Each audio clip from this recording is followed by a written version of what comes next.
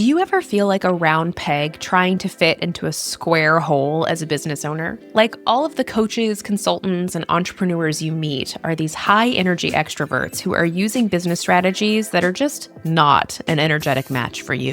You love being a business owner, but you need to do things your own way. You, my friend, might be an ambitious introvert, and this episode is especially for you. Today's guest is Emma-Louise Parkes, founder of the Ambitious Introvert. Emma-Louise, a former air traffic controller, now coaches ambitious introverts to manage their energy for peak performance.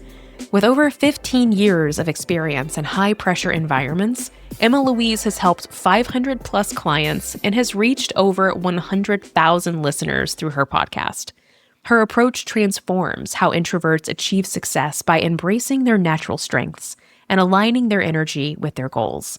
Emma-Louise shares a ton of wisdom in this conversation about how you can be deeply rested and unapologetically ambitious. I loved it.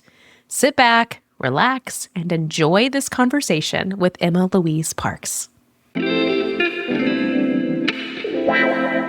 Welcome to Deeply Rested, the podcast that helps people doing good work in the world take incredibly good care of themselves. I'm your host, retired therapist and disillusioned business coach, Megan Megginson. I'm on a mission to help people like you unlearn the rules that keep you trapped in self-doubt so that you can recover from burnout and finally become deeply rested.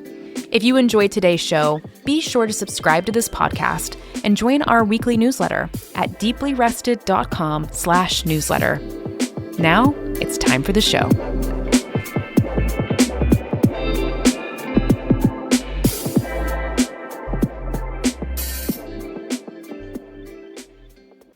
Emma-Louise, welcome to Deeply Rested. Thank you. I'm so excited. And I'm feeling rested just from our little pre-recording chat with your lovely calming voice. So I mean, we were having the loveliest chat for 10 minutes. And then we were like, oh, wait, we should hit record. We're ready to get into this conversation today. Emma-Louise, tell me about a time when you thought you couldn't do something because you were an introvert.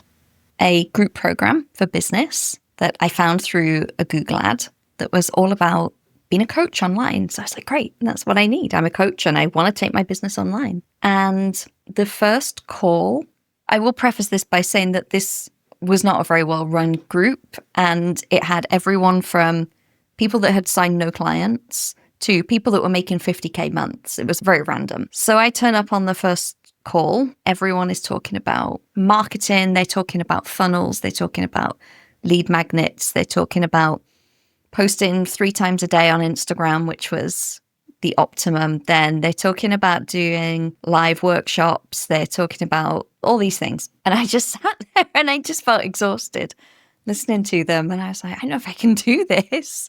I legit almost messaged the coach and said, no, like, give me my money back. This is not for me.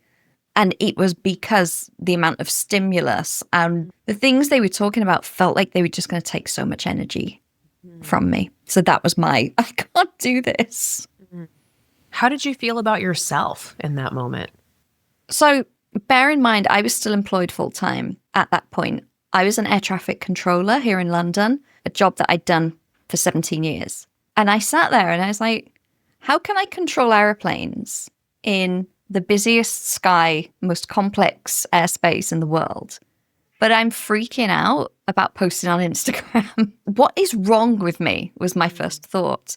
And then it was this realization of, I'm freaking out about Instagram because it's new and it feels uncomfortable. I'm not familiar. It's something I've got to learn. Controlling airplanes is something I've been doing day in, day out. Like, it feels easy. And as an introvert, I think that is such a big thing. The expenditure of energy when something is new and unfamiliar and we're pushing ourselves outside of our comfort zone is far higher than when we're familiar with something, even if that task actually seems more draining. Did you identify as an introvert at the time? Oh, yes. Okay. Oh, so yes. When in your life did you figure out, oh, I'm an introvert? That's what's going on here. I didn't have a name for it until probably 2016, 17, by which time I'd have been 37. So quite late in life, but I had never worked for a company that tested Myers-Briggs or anything like that as part of, onboarding. I was always very aware of my energy needs. I remember when I was a student, I studied full time and I had 2 part-time jobs.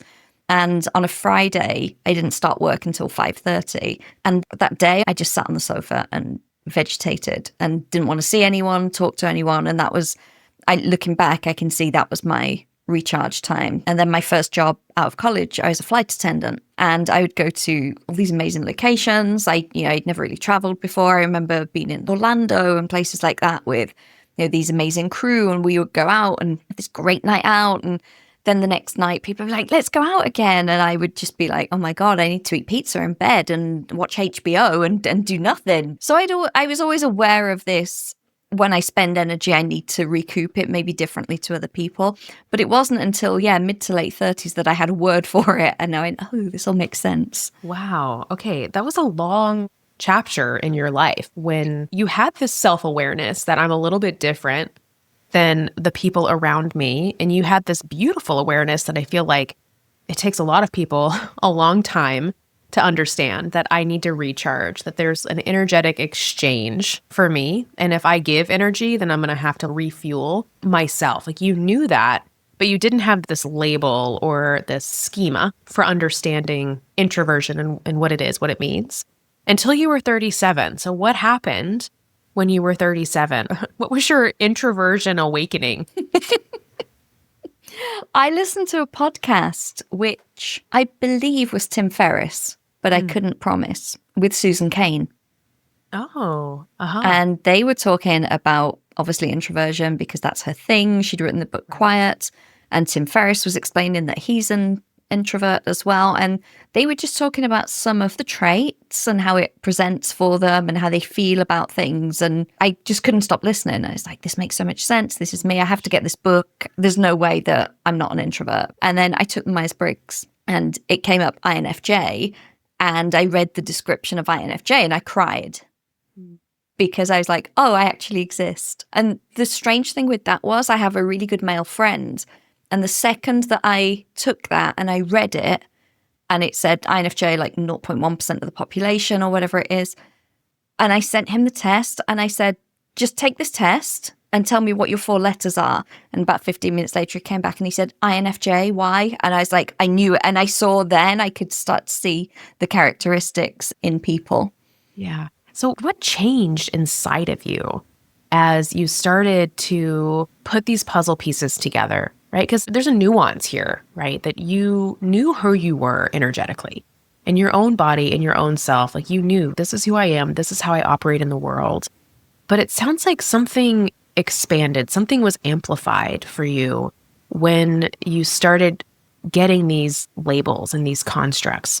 Oh, I'm an INFJ. I'm an introvert. I'm reading Quiet. Like, you're starting to absorb more frameworks and labels, for lack of a better word, that describe who you are. Am I getting that right for you? Yeah, absolutely. So you're absorbing all of this information. It's describing who you are. You're starting to feel seen. What kind of transformation does that catalyze inside of you? For me, it was a very empowering one. And I know that's not always the way. And, you said the word label, which a lot of people see as a negative thing. But I believe that we have the choice to adopt a label however we want. And we can go, oh, I'm an introvert, so therefore I can't do anything.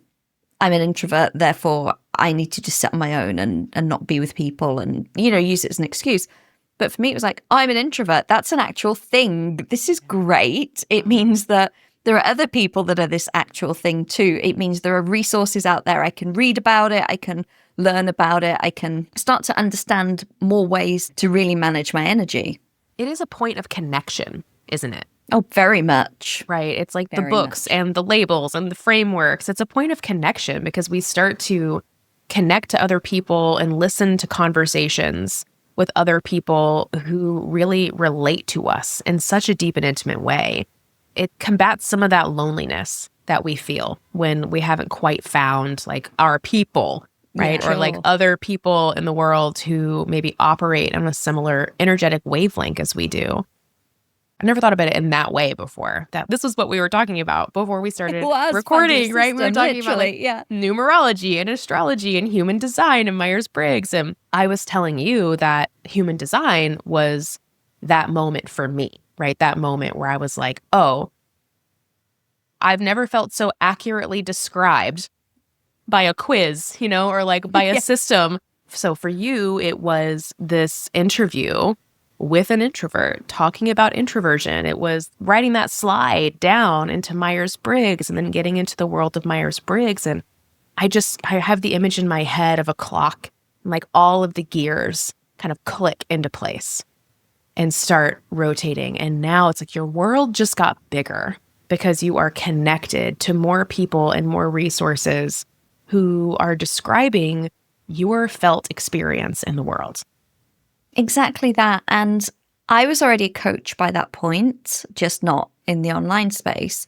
And I was a coach and trainer in my full-time job as well. So personal development was a big part of who I was. It was a big part of how I already supported people. I truly believe that the more we can understand ourselves and the more we can understand our clients and help them understand themselves, the more successful any kind of coaching relationship will be. So I was already very aware of how the use of language can impact our success or, growth mindset and all of that. And this just added another layer as well, because it's like, oh, people may be an introvert and they may be trying all these productivity hacks for extroverts, or they may be, saying, oh, so-and-so's doing it this way, so I'm going to do that, which is going to completely drain them. So yeah, it did. It added another layer. It expanded everything. And it added a layer of nuance. And what can I say? I love some nuance. I love nuance. I'm so glad you said that. That is what it is, right? It's like it creates this nuance.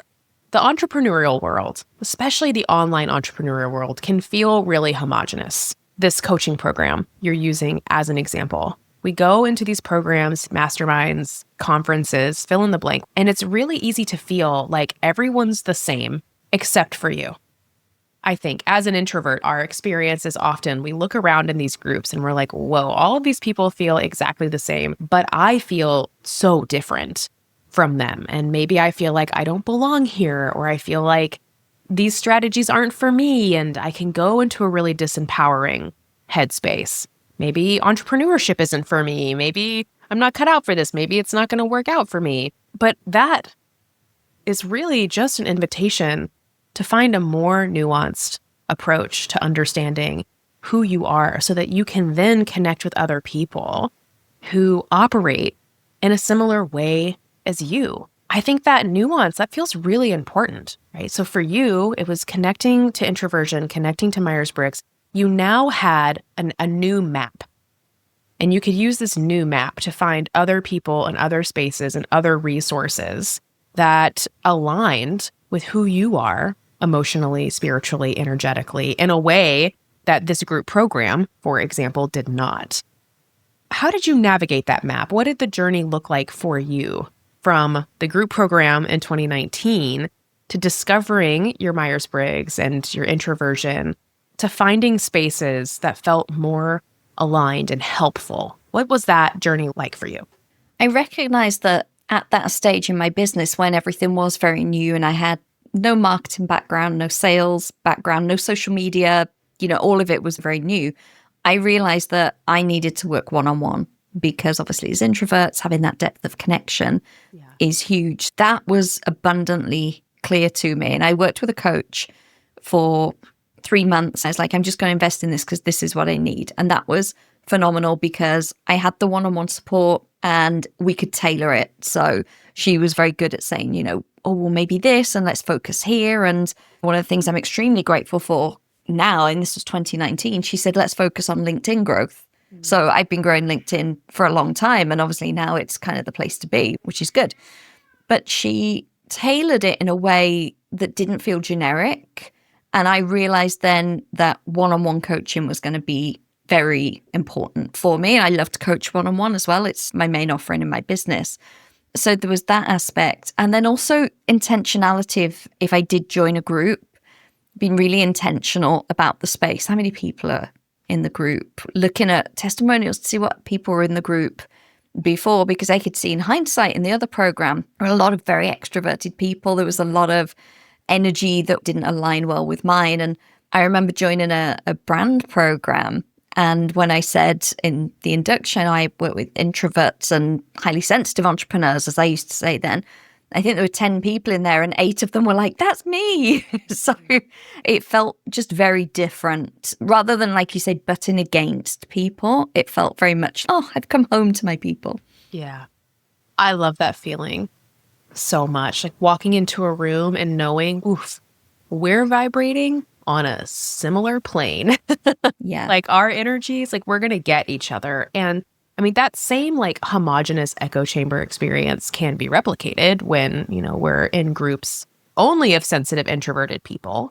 I have found in my own journey that like I need both, right? I need spaces and connections with people who really understand my sensitivity and my introversion, people I can sort of drop in with and have depth and nuance. But I also need spaces that are more diverse, right? And where everyone's not the same. And there are introverts and extroverts and people who operate in all different types of ways in the world. I need both. But if I don't have the intimate connection with other introverted, sensitive people, if I don't have that, everything else falls flat. It's like those are the connections that really recharge me in a meaningful way that then allow me to step in to bigger energy spaces and be able to function. It's like I have a tether back to reality in my sensitive introverted communities. Does that make sense to you? Totally. And you make a great point. I remember joining a membership earlier on that was for introverts and highly sensitive people. And I thought, this is great. I'm going to be surrounded by my people. And when I got in there, it was very low vibe. A lot of people. It can be. It can be. Yeah. Like, and again, that's the nuance of introversion doesn't mean we're anxious and we're shy and we're socially awkward and all these things. But in that group, particularly, people liked to use their introversion and sensitivity to be stuck and stay where they are. And you can get that with any label and in anything, right? But of course, it's amplified when you have a group of 50, 60 people that are all like that. So yeah, it's like when everybody shows up to the party at 3 p.m. in pajamas with a cup of tea, like it's not going to last very long, Like we like drop into cozy space real quick, which I love. And when it comes to being ambitious, right? Maybe we can weave in the ambitious element to this conversation now, because as an ambitious introvert, I also have a deep need to create, right? I want to build my business. I want to grow. I want to do things in the world. If I'm in these spaces with tons of kind of low energy people who maybe are experiencing the label of introversion as more disempowering, like you said earlier, they're looking at it as a constraint instead of an invitation to step forward, to expand. I'm not going to have the juice that I want and need to bring everything that I want to create to life. Talk to me about that tension for ambitious introverts. I think it comes back to that nuance, like we discussed. It's recognizing that you can be around people of all energetic types. You can be around, the group of extroverts. You can be in like even really bro-y type energy, or you can be around the kind of victim mode, poor me people. It's the nuance of I can be around these people and I don't have to be like them. I don't have to do it the way they are doing it. And I think where especially a lot of my clients that are very sensitive, very empathic, would come into business with a skill. They have a lot of experience offline. They're experts in their fields at what they do, but they've never built a business. And they hear extroverted Mr. Bro marketer going, you need to do this with such authority. Mm-hmm. They go, oh my gosh, I need to do that. That's the only way to do it. And I think it's the nuance of, Mr. Extroverty Bro marketer, he probably knows something. There is probably some truth in what he's saying, and it will work because marketing is marketing, right? It doesn't mean you have to do it. It means you have to critically think about it and say, well, what part of that can I take and make work for me? This feels really important. Like we're creating, I don't know why, I'm just thinking a lot of maps in this conversation, which is funny because I am in all ways geographically challenged. Cannot follow a map to save my life. Would have been a terrible air traffic controller.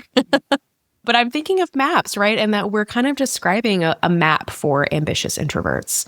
And we're naming all of these sort of different destinations that we need to be able to visit in our own landscapes. We need to have the island of other introverted, sensitive business owners that we can drop in with and really be seen and create that connection. But then we need to find spaces where there's like a whole mix of energy and a mix of connections. We need one-on-one coaches, right? We need group programs. We need community. We need all of these things. Honor your nuance by being really clear about what your limits are and what your needs are. So when you step into a group that's run by maybe a high energy extrovert, that can be okay if there is room for you in that group to do things a little bit differently. That's been a huge learning curve for me over the last 8 years of kind of playing in this space. Is I only want to pay coaches, group program leaders, one-on-one or group settings. I only want to pay someone who can really see and honor who I am and who can hold space for me to do things a little bit differently than they're doing things. I think it's a bad idea to sign up to work with someone who's really different than you and thinks that their way is the only right way. That's such a recipe for disaster. So I really appreciate you naming that. You need to be able to hold yourself steady when you are in spaces with people who don't really get you energetically. You got to be able to hold yourself steady, hold your own boundaries, and have the courage to be able to make a different choice. You have to choose option B when the other 30 people in your program are choosing option A. For me, that takes a lot of courage. What about for you? In December, I was in Nashville at an event, which is a part of a community that I'm a member of. And there were 200 people there who are all great public speakers, and it was my first event, so I go along on my own, and it's great, and I met great people. I had a wonderful time. But it was Sunday evening for dinner and drinks, and then it was all day Monday, all day Tuesday, and Wednesday evening, and it was dinner every night. And on the Tuesday, so I'd done the full day and the dinner. On the Tuesday in the day, I was really flagging. I was like, this is so overstimulating. It was very high energy because it was in the States and you guys generally do things big and bold. There were lights, there was loud music. It was great. Like, it had really positive energy, to your point of sometimes we need to be around this mix of energy. No, it sounds terrible. And that evening, I thought, I just can't have dinner and drinks and small talk and be around more people. And these days were starting at 7:30. Till 5:30, jam-packed with learning. It was like, okay. So I was walking out, I was just dreaming. I was like, I'm going to go back to the hotel and I'm going to get pasta, room service, and I'm going to sit in bed and eat pasta. Because I haven't evolved from when I was an 18-year-old flight attendant. So I was really looking forward to this. I'm walking out with this guy who I'd met the first evening, and he's like, oh, you're going to come to dinner? And I was like, no, I'm going to head off and I'm going to skip tonight.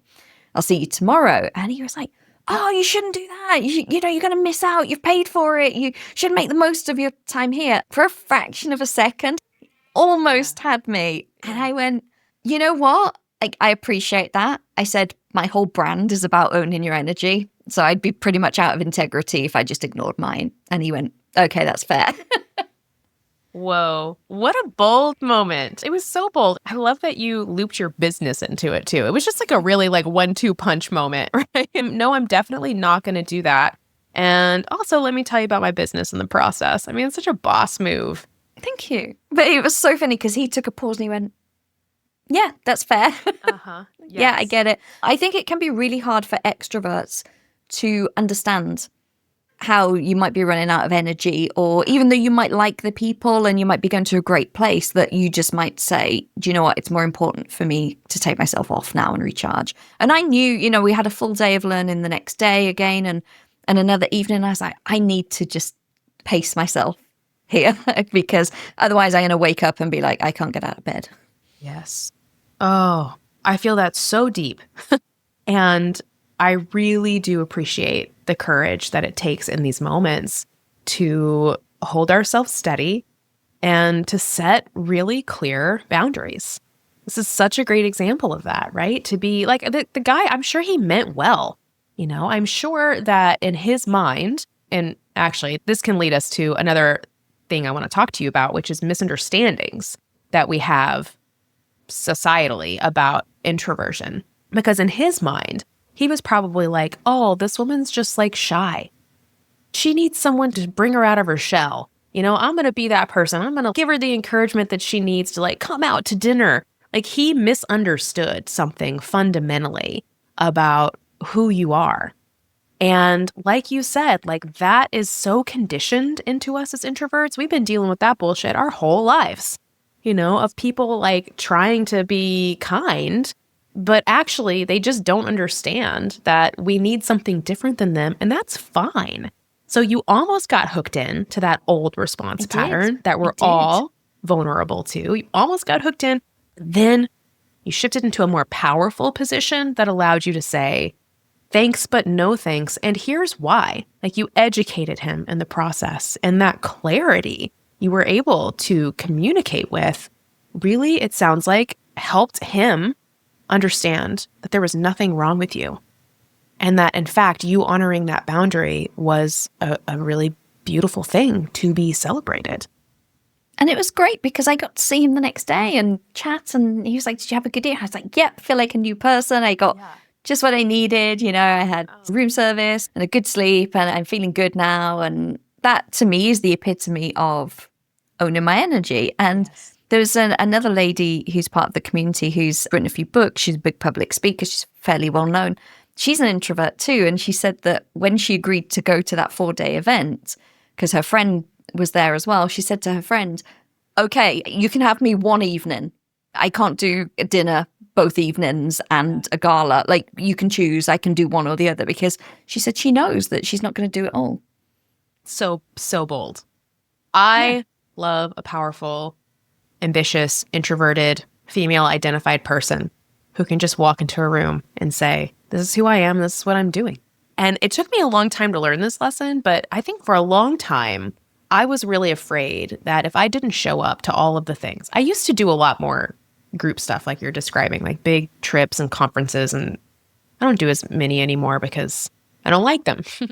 But when I did do them, I was always afraid that if I didn't show up to everything, I wasn't going to get value from this thing that I had paid for. Nobody was going to notice me. I wasn't going to make these important connections that I was there to make. All of these fears and judgments I had, these stories I was holding about what it would mean if I took care of myself. And over time, as I've started being more unapologetic about who I am and what I need, like you're describing, what I've experienced is that actually people notice me more. That it really stands out to people when someone steps into the room and says, this is who I am and this is what I need. This is how I'm different and this is what I'm going to do. There's like an essence about that clarity and that confidence that draws people to you. I feel like we have this power as ambitious introverts in rooms of people who have bigger energy. Our difference is our power, and people notice it and they're curious about it. So I'm really playing in my own life with leveraging that. How can I leverage this thing that makes me different so that I am taking really good care of myself and people are noticing? People are coming to me instead of me feeling like I have to do that extroverted thing of like constantly going and connecting to all of these other people. You have any thoughts or reflections about that? We have a name for that here at the Ambitious Introvert. What is it? It's the quiet power effect. What you are describing, when ambitious introverts can step into their quiet power, it's by harnessing their introverted traits and really owning it. You become more interesting. You become more magnetic. You're almost like an enigma.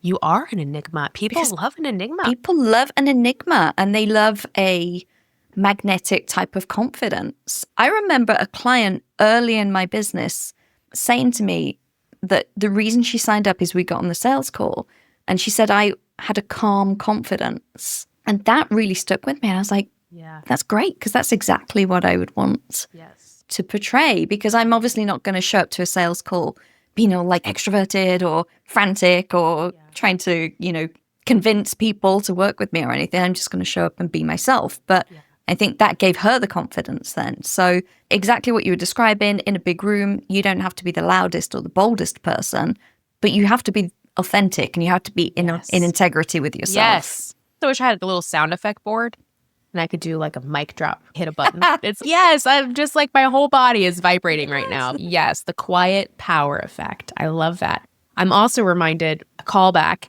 to an episode we recorded, I think it came out in December 2024, with Jessica Rose, who is a human design coach.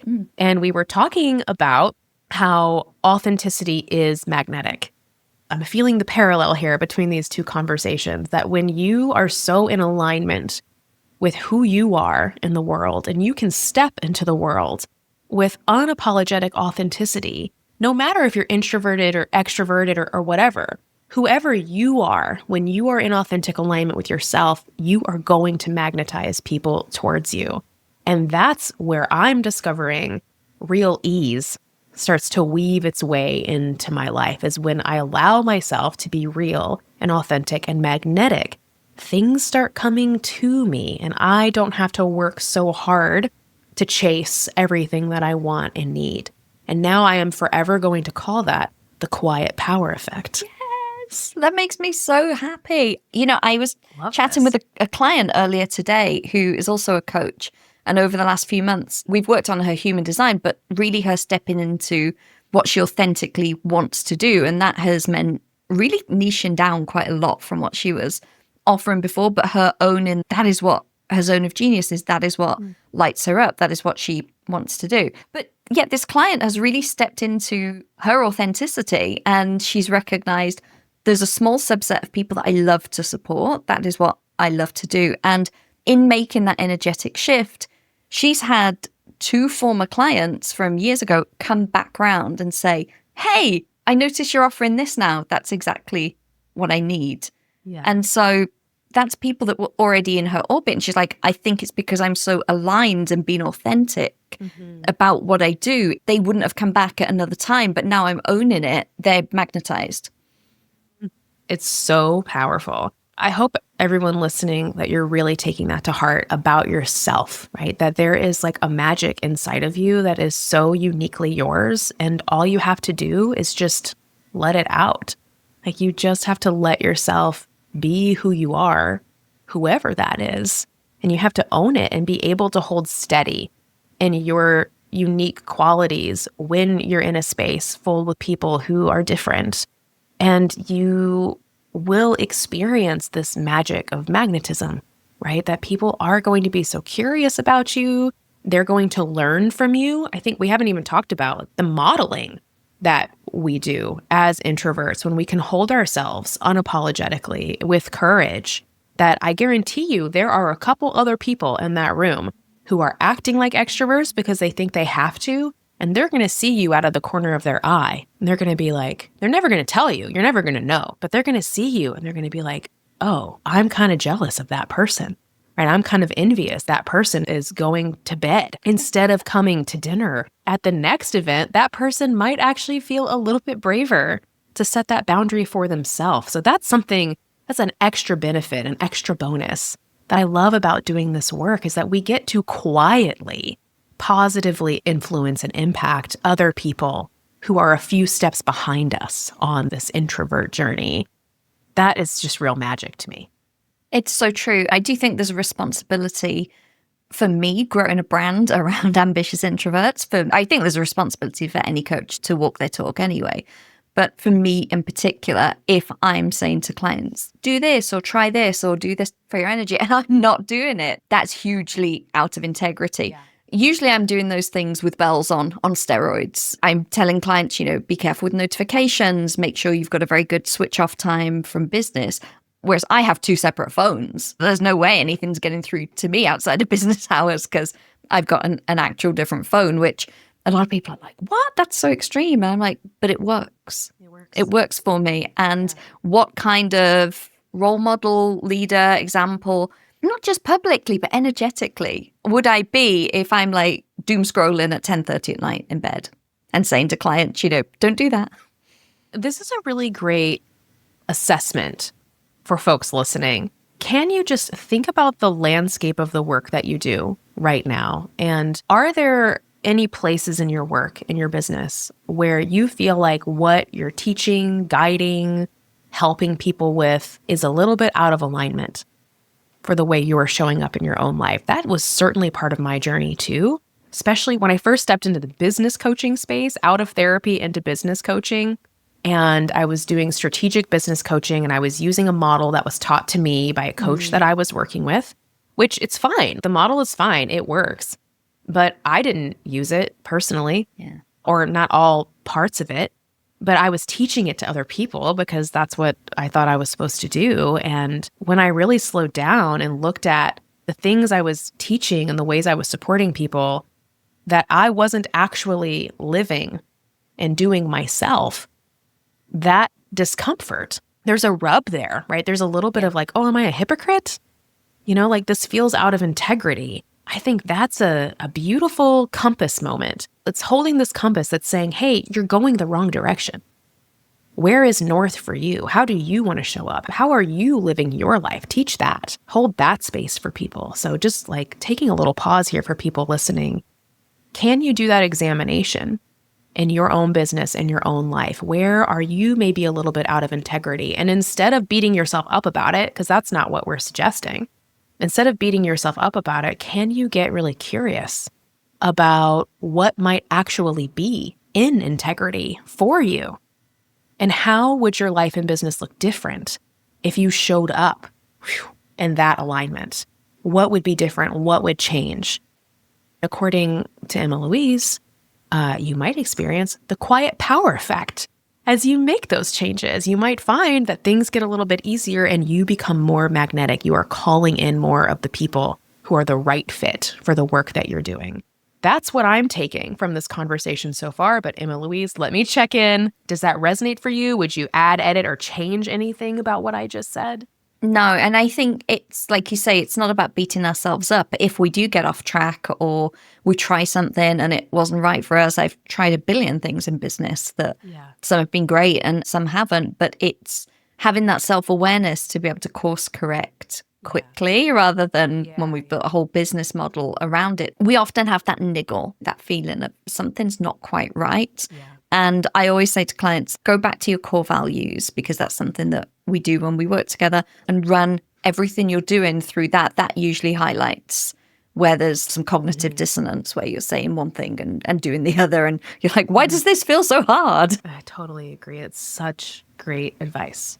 I have another question for you. So, listeners, hopefully all of you listening will one day start doing more podcast interviews yourself, because I, for one, want to hear more conversations on podcasts, conferences, whatever, fill in the blank, with more sensitive, introverted people who live in the nuance, people who live in the depths. Like, these are the conversations that I'm here for.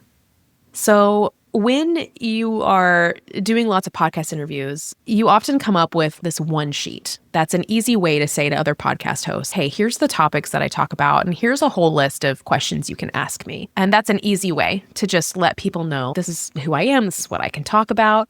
So I was looking this morning, Emma-Louise, at your one sheet of like the questions that you can ask. Emma and I have already connected before this, so we knew we were just going to dive in and see what happened. There were a couple of questions on your one sheet that were really curiosity invoking for me. So I want to pivot here at the end and just ask you a couple of the questions on your sheet. Would that be okay with you? Yeah, and I'm excited to see which ones they are. I'm not prepped at all, so you're going to get... not at all. I just not at all. I looked at them and I was like, we're just going to chat. Like, let's just see what happens. But there were just a few that I put a little star next to, and I was like, I want to know the answer to this question. Okay, so the first question is, can you discuss the place of the ambitious introvert in the current digital era and how it differs from traditional business? Oh, how long have you got? Yes, I can. And the place of the ambitious introvert in that digital era is understanding that they do not have to be online 24/7, but that it gives them the flexibility to be able to rest, recharge, do all of the things. Anyone that in the digital landscape, whether that's with a business, whether it's remote work, that they are actually at such an advantage. You could potentially get rid of a commute. You can get rid of being in an office that has terrible heating and fluorescent lights and water cooler gossip and all the things that are going to drain us. Quite often we get scared of being online, or we get scared of the idea of having to show up all the time, or, oh my gosh, I've got Zoom calls, or whatever it is. It's actually a gift. It's a really great way, if we manage our boundaries and our energy correctly, for us to be able to take the time we need and recharge and be at our absolute best when we're working. I am putting a pin in that to have you back in the future to just have a whole episode about that if you're open to it. Absolutely. Because I would love to just like really dig in deep about like what, hopefully this episode has really helped you identify as an ambitious introvert, if you didn't already identify in that way. And if you did, I hope that this conversation is giving you that experience of feeling really deeply seen and known, and that you end this episode feeling, okay, I'm like Megan and Emma-Louise. There are more people like me out there, and I can do whatever I want. Like I can bring my vision to life, even as a person with a different energy level or a different energetic style than most other high energy extroverts that I see all around me. I know we both really want you to feel seen and known and empowered to lean into your strengths, to become deeply rested while being unapologetically ambitious. Like those two things absolutely can fit together. So hopefully today you're grounding into that. You're feeling empowered. You're feeling inspired. And Emma-Louise, I think a follow-up really could be about the specifics of, okay, so now that I'm empowered and inspired, what's next? How do I create unique boundaries in the digital era as someone who doesn't want to be on 24/7? You're down for that? I'm down for that. And the cat probably will be too, if that's okay. Great. What's the cat's name, by the way? Mimi. Mimi. Oh my God. Oh my God. I just got the Drew Carey show flashbacks. Do you remember the Drew Carey? Okay. I almost sent you a picture. There's a character and her name's Mimi on the Drew Carey show from like forever, decades ago. Okay. And she wears like neon blue eyeshadow and like bright red lipstick. And that's Mimi. She doesn't have any makeup on. Eyeshadow and lipstick. Well, I'm just saying that might be a missed opportunity. That's all I'm saying. Mimi, okay. She turned her back on us. She's like, I'm not available for this conversation. That's where I draw the line. Okay, so me and Emma-Louise and Mimi are going to have a follow-up conversation about how to show up in the digital era without being on 24/7. Yes, that's going to be a fantastic conversation. One more question for you from your magical list before we wrap up for today. Can you discuss the meaning of self-care and rest for introverts and how that relates to the success of their business? I can. We have a framework for this at the Ambitious Introvert, which I would tell you very briefly. It's the 5 Bs. So it's making sure that we are resting our brain, resting our body, that we're creating boundaries, that we are belonging, and also that we are being. So our brain rest is obviously being switching off, being detached, being in nature, taking time to be creative. Our body is looking after ourselves, prioritizing our sleep, our nutrition, our movement, being comfortable, not having labels and seams sticking in us because we hate that as introverts. The boundaries piece, whether that's boundaries that we set for ourselves, energetic boundaries, digital boundaries, physical boundaries, personal boundaries. The belonging we talked about. Being an introvert is not about spending all of our time on our own. We need deep connections. We need nourishing conversations, and that is part of our rest. So belonging, spending time with the right people and balancing that with spending time alone. And then being. So being, and that is, allowing ourselves the space to reflect, whether that's through meditation, any kind of spiritual practice, and just allowing ourselves to be in that moment. And those 5 together, I think self-care often gets this fluffy kind of, I'm going to take a bath and light a candle. And, that's great. I love a bath and I love a candle, but there's so much more to it. And I've seen with clients again and again where they say, but I don't understand because I'm taking time on my own, but I still feel tired. And sometimes then they're actually missing connection, or their time on their own is still interrupted by notifications and scrolling. Right. Wow. I just went into a trance listening to you talk about the 5 Bs. Brilliant. Okay, that's 6 Bs. You're welcome. I love it. The 5 Bs, what do you call that whole framework? It's very originally called the 5 Bs of rest. Love it. I could probably do something better, but it feels like Nope, don't. It does what it says on the tin. Yeah. That's right. I like just a really clear name, the 5 Bs of rest. I'm going to just say for the purposes of this podcast, it's the 5 Bs of being a deeply rested, ambitious introvert. Perfect. Which feels so perfect. The 5 Bs of rest. So brilliant, sincerely. Oh my gosh, it's a struggle because I want to talk to you about so many things, but we are at the end. The people do have other things that they need to do. So we're going to wrap this up, but we're going to put a pin in it for next time because, Emma-Louise, I have just adored talking to you today. It's such a delight, such a treat. Can you please tell the people where they can learn more about you and the work that you are doing in the world? Absolutely. So probably the best place is the website. It's, again, very imaginatively called theambitiousintrovert.com. From there, you can find details of the work that we do. You can find the link to join the newsletter. You can find the link to the podcast, which is almost 5 years old now. So there's a lot of episodes to dive into as an introvert, including yours, which will be coming up soon. Yes, can't wait. Yeah, because we're recording that soon. So that's probably the best place to connect with me, or on LinkedIn, where I am /Emma-Louise Parkes. And you are offering one-on-one coaching? Correct. Or say just a little bit more about the work that you're offering right now. So my main offering is one-to-one. As we are recording this, I am just fleshing out relaunching the mastermind. So that will be coming. But the one-on-one coaching that I do is very holistic. I work with a lot of entrepreneurs, but also a lot of executives. And it's really looking at the big picture of where their energy is going. So whether they're building the right business, what is their life vision? Are they living in the right place? Whether it is tidying up boundaries, recognizing patterns in themselves that are causing energy drain, whether it's identity issues, whether it's the wrong actions or thoughts that aren't serving them. It really is a deep dive because I work with people for a minimum of 6 months into owning their energy, really understanding where those leaks are and empowering them to be able to plug them so that they can reach their potential.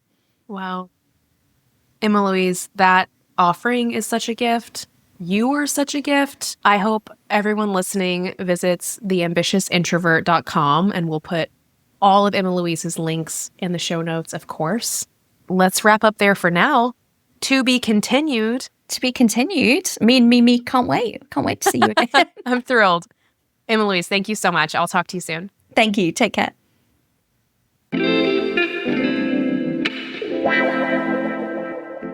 Thank you so much for listening to today's episode of Deeply Rested. If you enjoyed this conversation, I would love to invite you to join the Deeply Rested weekly newsletter. You can sign up at deeplyrested.com/newsletter. I hope to meet you in my inbox very soon.